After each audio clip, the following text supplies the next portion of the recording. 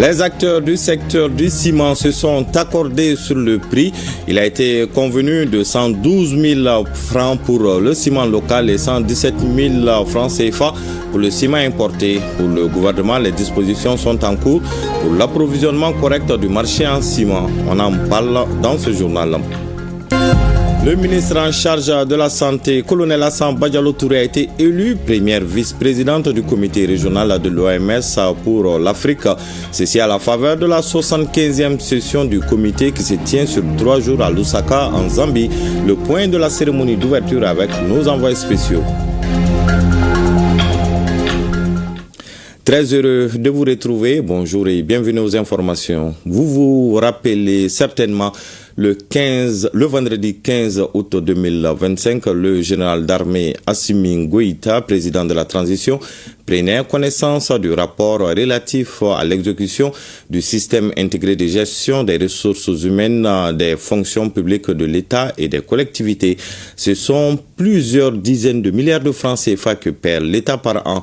Dans la foulée, le chef de l'État a convié hier le Premier ministre ainsi que plusieurs membres du gouvernement ayant œuvré à la conduite du projet. L'objectif de cette rencontre était d'apporter des orientations nécessaires en vue de l'application des recommandations formulées dans le dit rapport afin de garantir l'effectivité et la pérennité du système au sein des structures publiques. Le reportage de Garibou Pérou avec les images d'Idrissa Traoré et Djelima Randjabati. Sur un total, plus de 158 000 agents répertoriés au sein des administrations de l'État et des collectivités territoriales, plus de 122 000 ont fait l'objet d'un recensement physique et biométrique. Cependant, 36 151 agents demeurent absents de cette procédure. Ce constat a conduit dans la foulée du lancement du système il y a maintenant 10 jours à une instruction du président Goïta. Le vendredi 15 août 2025, le ministre de la Refondation a remis officiellement, lors d'une cérémonie solennelle, le rapport relatif au système intégré de gestion des ressources humaines à son Excellence le général d'armée Assimi Goïta, président de la transition, chef de l'État. Lors de la même cérémonie, le chef de l'État a procédé au lancement officiel du SIGRH. Il y a des recommandations qui ont été émises concernant la mise en œuvre de ce système très performant. Système qui a été mis en place à la demande du peuple malien lors des assises nationales de la refondation. Je crois que le souci principal de la population malienne, c'était de gérer de manière optimale les effectifs de la fonction publique de l'État et de la fonction publique des collectivités territoriales. Donc 10 jours après, en nous conviant à cette réunion, on comprend aisément le souci et surtout l'abnégation du chef de l'État à mettre en œuvre ces différentes recommandations. Nous avons pris bonne note des instructions qu'il nous a données et s'il plaît à Dieu, dans les jours à venir, je pense que ces recommandations vont être mises en œuvre, en tout cas une bonne partie de ces recommandations vont être mises en œuvre essentiellement pour gérer l'épineuse question des 36 000 fonctionnaires fictifs pour le moment recensés. Ces 36 000 fictifs ont 3 mois pour régulariser leur situation, et dont l'incidence financière annuelle s'élève à plus de 48 milliards de francs CFA. Il est à noter que plusieurs défaillances ont été observées dans le dispositif. L'absence d'informations fiables concernant les effectifs, la mise à jour insuffisante des fichiers, le manque d'interconnexion et l'absence de mécanismes unifiés pour la gestion des rémunérations. Face à ces dysfonctionnements, une période de grâce de 3 mois a été octroyée afin de régulariser la situation des agents concernés avant qu'aucune sanction ne soit appliquée. L'objectif a été clairement annoncé depuis le 15 août 2025, c'est la suspension des salaires de ces 36 000 fonctionnaires fictifs. Mais avant même ce délai de 3 mois, nous avons reçu aujourd'hui d'autres instructions allant dans le même sens. Nous n'allons pas attendre la suspension, mais il y a d'autres mesures qui vont être prises. Mais dans les jours à venir, vous serez édifiés de manière avec beaucoup plus de précision par les ministres sectoriels concernés par ces mesures. Les systèmes intégrés de gestion des ressources humaines des fonctions publiques de l'État et des collectivités territoriales reposent sur un recensement minutieux via des fiches individuelles et un enrôlement biométrique à l'échelle nationale et missions diplomatiques avec pour objectif d'assurer une gestion cohérente des effectifs.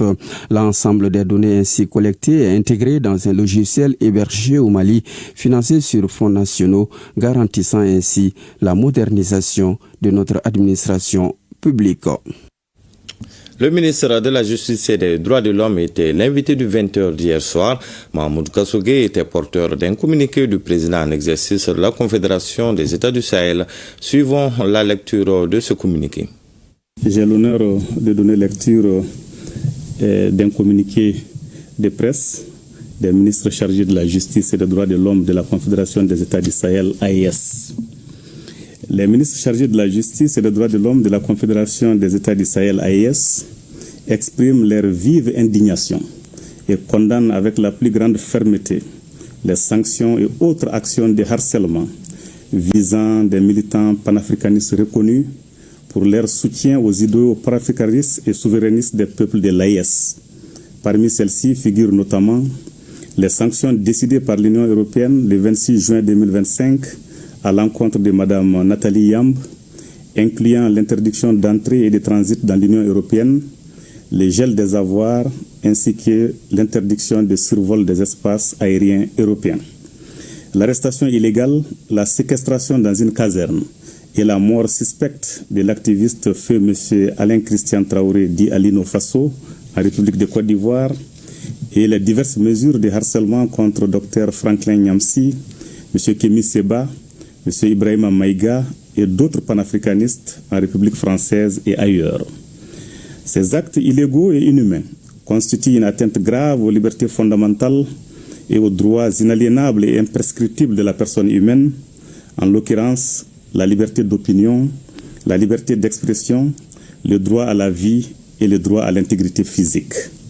Ils violent de surcroît les principes même de la Déclaration universelle des droits de l'homme, de la Charte africaine des droits de l'homme et des peuples et de la Charte des droits fondamentaux de l'Union européenne. Ces sanctions, présentées sous le prétexte fallacieux de la lutte contre une prétendue influence extérieure, et ces actes ignobles ne sont en réalité qu'une tentative de museler les voix africaines qui revendiquent la fin du néocolonialisme et la construction d'un ordre international plus juste et équitable. En conséquence, 1. Tout en présentant leurs condoléances émues à la famille et aux proches de feu M. Alain Christian Traoré dit Alino Faso, ainsi qu'à tous ceux qui partagent son combat. Les ministres de la Justice et des Droits de l'Homme de la Confédération des États du Sahel exigent des autorités ivoiriennes une enquête transparente et diligente pour faire toute la lumière sur les circonstances très troubles de sa mort tragique, afin que les auteurs, co-auteurs et complices de sa disparition répondent de leurs actes. 2. Ils expriment leur entière solidarité avec Mme Nathalie Yamb, Dr Franklin Nyamsi, M. Kémy Seba, M. Ibrahima Maïga et tous les panafricanistes persécutés, dont le courage et l'engagement incarnent la volonté des peuples africains de recouvrer pleinement leur souveraineté. En outre, ils demandent aux autorités françaises de respecter les valeurs et principes qu'elles ne cessent d'instrumentaliser pour déstabiliser l'AES. 3. Les ministres chargés de la Justice et des Droits de l'Homme de la Confédération AES condamnent les décisions arbitraires de l'Union européenne et les actes ignobles ayant coûté la vie à feu M. Alain Christian Traoré dit Alino Faso, décisions et actes contraires aux principes du droit international et aux valeurs universelles qu'il proclame. Les ministres chargés de la Justice et des Droits de l'Homme de la Confédération AES réaffirment leur soutien indéfectible à tous les militants panafricanistes qui, en Afrique et dans la diaspora, se battent pour l'émancipation totale du continent. Les ministres chargés de la Justice et des Droits de l'Homme de la Confédération AES appellent les organisations et les peuples africains à renforcer leur unité et leur solidarité face aux tentatives extérieures d'intimidation et de répression. Les ministres chargés de la Justice et des Droits de l'Homme de la Confédération des États du Sahel AES rappellent enfin que les tentatives d'intimidation et de répression extérieure ne feront que renforcer la détermination des peuples africains à bâtir une Afrique souveraine, unie et respectée dans le concert des nations. Fait à Bamako le 25 août 2025 pour les ministres chargés de la justice et des droits de l'homme de la Confédération des États du Sahel AES, Mamoudou Kassogué, ministre de la Justice et des droits de l'homme, garde des Sceaux de la République du Mali. Je vous remercie. Voilà, c'était la teneur du communiqué des ministres en charge de la justice et des droits de l'homme de la Confédération des États du Sahel, AES. Et cette bonne nouvelle pour les particuliers ou entreprises en chantier, le prix du ciment est fixe. Le gouvernement et les acteurs du secteur ont trouvé un accord. Le ciment local sera désormais à 112 000 francs CFA et celui importé à 117 000 francs CFA. Le gouvernement assure également que les dispositions sont en cours pour l'approvisionnement correct du marché. Les précisions avec Youssouf Diakité. Le gouvernement du Mali reste déterminé à gagner le combat contre le prix du ciment. C'est ce qui justifie la tenue de cette rencontre élargie au ministère des Transports, aux usines, aux grossistes et aux distributeurs. L'objectif recherché par les autorités, c'est d'harmoniser le prix du ciment sur toute l'étendue du territoire national. Et les conclusions à l'issue de la rencontre rassurent. Ce qui a été quand même convenu, c'est que le prix qui a été fixé depuis le mois dernier, et ce prix doit être reconduit. Ce prix, c'est 112 000 francs pour le ciment local et 117 000 francs pour le ciment importé au niveau des quincailleries. Et sinon, le prix de revient au niveau des quincailleries, c'est des grossistes. C'est-à-dire que les quincailleries doivent prendre à quel prix? Ça, c'est 108 000 francs pour le ciment local et 114 000 francs ou moins que ça pour le ciment importé. Voilà, donc nous exhortons tous nos collègues, nos compatriotes, nos adhérents à respecter ces prix. L'un des points clés au centre des échanges, c'est celui relatif à la question des transports. Aujourd'hui, à entendre les différents intervenants, les choses sont rentrées dans l'ordre et nous avons les représentants des transporteurs, les représentants qui étaient là et des discussions vont être menées. Comment accompagner ces transporteurs même à faire face aux besoins. À la date d'aujourd'hui, les dispositions sont en cours au niveau de la Direction générale des routes avec les ministères de la Défense et des anciens combattants pour pouvoir sécuriser ces travaux et que ces travaux puissent être exécutés dans un bref délai afin que la route soit carrossable. Et ensuite avec les transporteurs, après les engrais, après les riz, et ils vont faire face cette fois-ci à l'acheminement du ciment. Le ministre de l'Industrie et du Commerce se dit particulièrement honoré par les résultats obtenus à l'issue de la rencontre. À l'issue de la réunion d'aujourd'hui, on peut vraiment féliciter l'ensemble des acteurs de la filière ciment, leur présenter les remerciements et la reconnaissance du gouvernement et pour les efforts qui ont été faits et pour la stabilisation des prix du ciment sur le marché et sur l'ensemble du territoire national. Et in fine, nous avons convenu donc de reconduire aussi les prix que nous avions arrêtés le 21 juillet 2025, à savoir le prix carreau à 100 000 francs la tonne, le prix distributeur à 108 000 francs la tonne et le prix aux consommateurs à 112 000 francs la tonne. Et nous avons convenu, in fine aussi, de se rencontrer le 25 octobre 2025 pour une troisième évaluation de l'évolution des prix du ciment sur le marché afin de nous assurer que ces prix sont respectés à la satisfaction des populations maliennes, parce que c'est au bénéfice des populations que nous déployons tous ces efforts-là. Tous sont unanimes qu'il faut cette conjugaison des efforts en vue de relever collectivement les défis qui se posent au pays, mais particulièrement au secteur du ciment vital pour l'économie nationale. Le ministre en charge de la Santé, colonel Hassan Badialo Touré, a été élu première vice-présidente du comité régional de l'OMS pour l'Afrique, ceci à la faveur de la 75e session du comité qui se tient sur 3 jours à Lusaka, en Zambie. Une forte délégation malienne participe à cette rencontre annuelle dont le thème est construire ensemble une Afrique plus saine, un manifeste pour la transformation. Au cours de cette session, l'OMS et les pays africains doivent faire le point des avancées dans le domaine de la santé, identifier les défis et formuler des propositions pour garantir l'accès à la santé pour tous. Le point avec nos envoyés spéciaux à Lusaka, Koumassissé et Mbarakou Maïga. En Afrique, les difficultés liées à l'accès à la santé pour tous sont nombreuses. Les effets du changement climatique, la crise sécuritaire, les inondations, la gestion des épidémies, la santé de la mère et de l'enfant, l'accès à des produits sanguins de qualité et la santé bucco-dentaire sont autant de défis que les pays africains doivent relever. C'est précisément pour prendre des mesures concrètes et partager des expériences que le comité régional de l'OMS pour l'Afrique se réunit à Lusaka en République de la Zambie pour sa 75e session. Malgré ces menaces sanitaires, certains pays comme le Mali ont réussi à mettre en œuvre des politiques gouvernementales qui ont eu un impact significatif sur la santé des populations. Il y a beaucoup de réalisations, notamment les hôpitaux de Kati, l'hôpital du Mali et même le laboratoire Petro au niveau de l'Institut national de santé publique, sans compter tous les autres équipements et des moyens logistiques que nous avons eus. En plus des centres de dialyse offerts gracieusement par le président de la transition, il y a des centres de dialyse qui sont un peu partout dans le pays.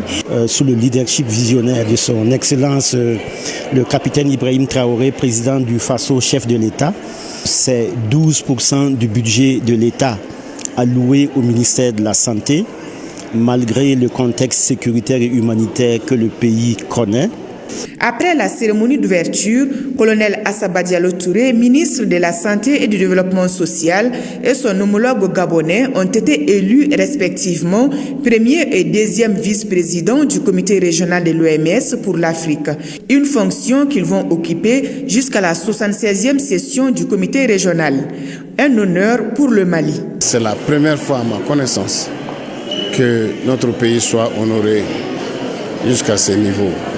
Si on a été sélectionné et accepté par l'ensemble des ministres de la Santé des pays de l'Afrique, c'est grâce franchement au leadership de notre président de la République, c'est grâce au leadership du gouvernement malien, mais surtout grâce au leadership de Madame la ministre de la Santé.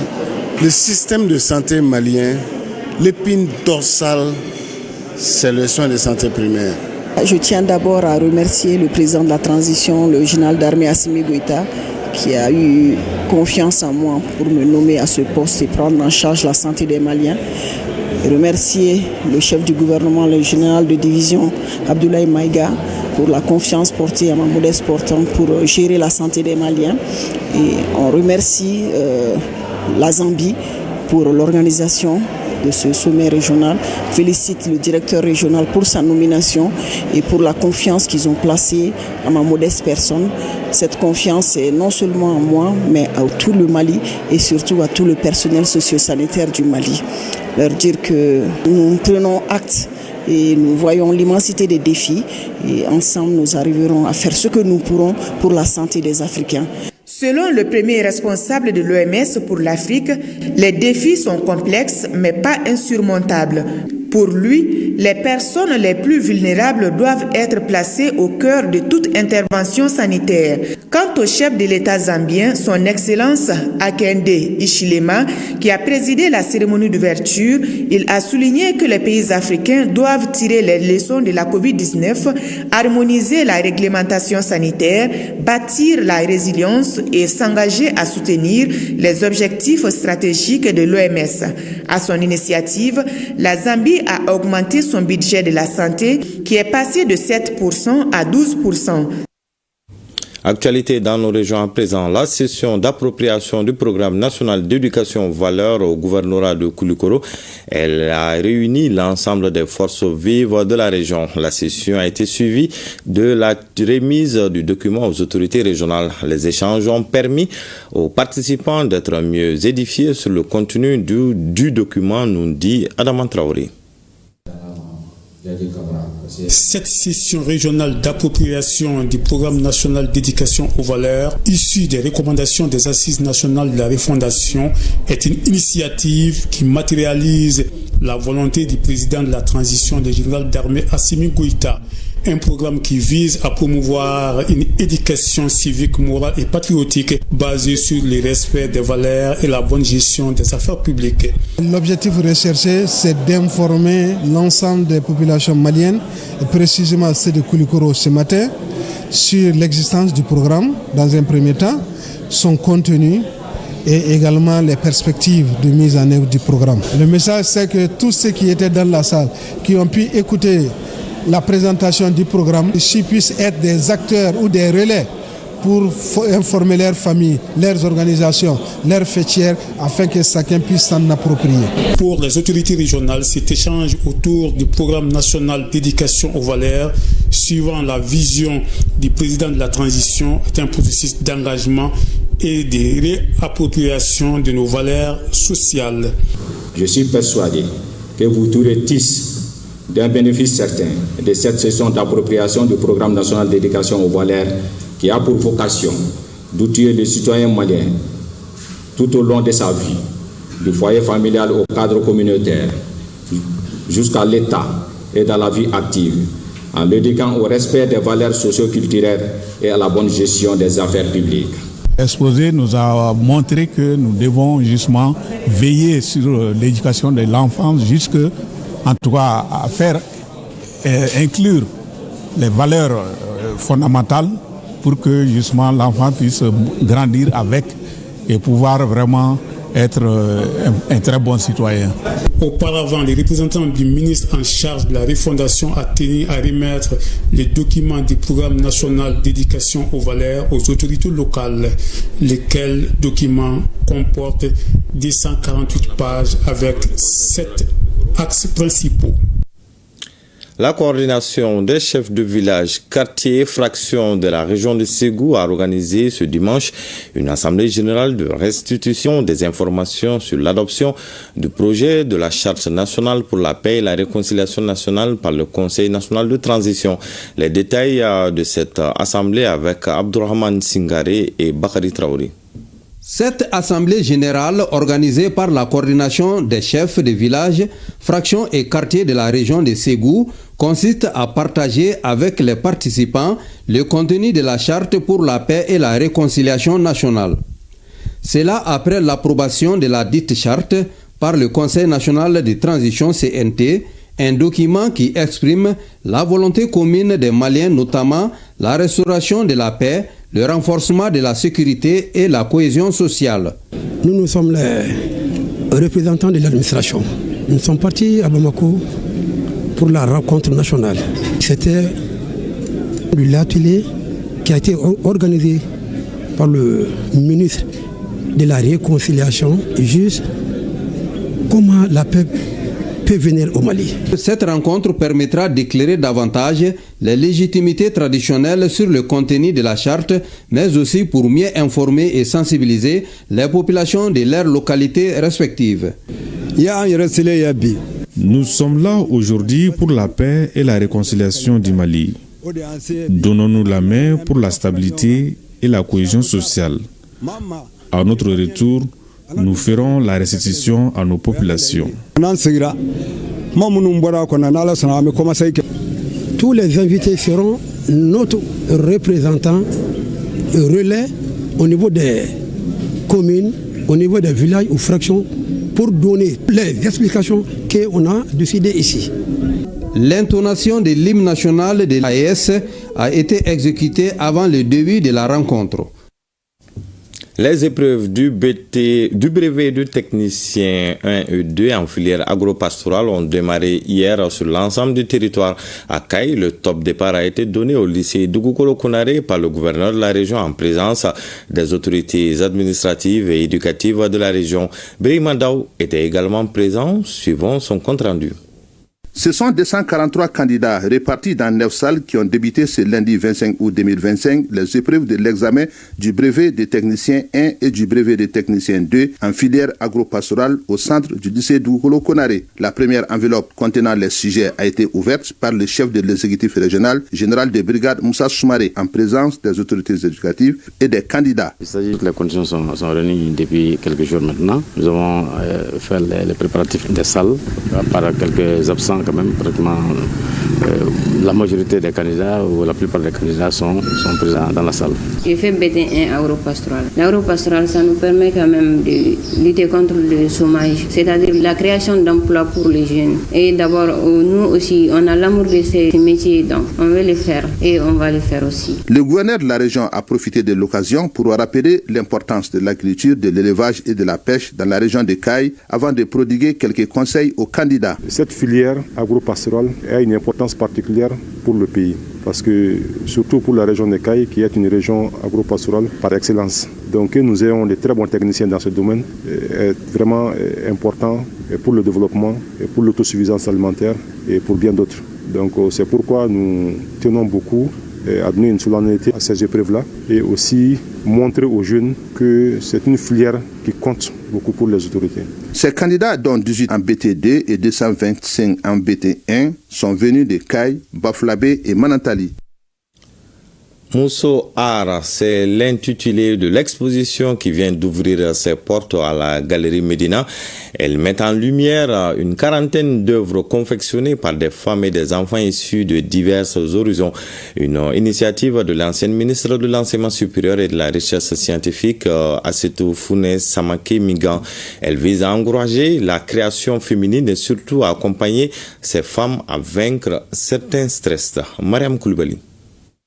Loin d'être des artistes, encore moins des apprenantes dans l'art plastique, ces femmes réunies autour de l'exposition Mousso Art expriment leur talent dans plusieurs techniques d'art visuel. La dynamique engagée est de mettre l'art féminin au service du bien-être et de la paix. Les femmes d'un certain âge ont accumulé beaucoup d'expérience et ont une vie intérieure très dense. Mais elles n'ont pas la possibilité d'exprimer cela dans la création, dans la créativité. Donc on s'est dit, avec les différentes expériences qu'on a accumulées, que la production artistique, particulièrement l'art plastique, peut aider à faire sortir les impressions, les expériences, qu'elles ne soient pas là seulement à ruminer des idées. De la technique du Borolan, en passant par la peinture contemporaine, les artistes du jour relatent avec style leurs différentes préoccupations. Les thématiques abordées sont, entre autres, la paix, la cohésion sociale et le vivre ensemble. Voir ces grandes femmes magnifier l'art du Borolan, la peinture, et en marge de ça, il y a les enfants. C'est une initiative salutaire. À une année décrétée, l'année de la culture. Mon dessin, ça représente la paix. La paix, ça a beaucoup de valeur dans le monde entier. Le programme établi sur une durée indéfinie envisage plusieurs autres créations. C'est sur cette belle initiative artistique que prend fin ce journal. À 20h, vous avez rendez-vous avec Barakissa Ouattara pour d'autres informations. Quant à moi, je vous donne rendez-vous demain, même heure, avec le même plaisir.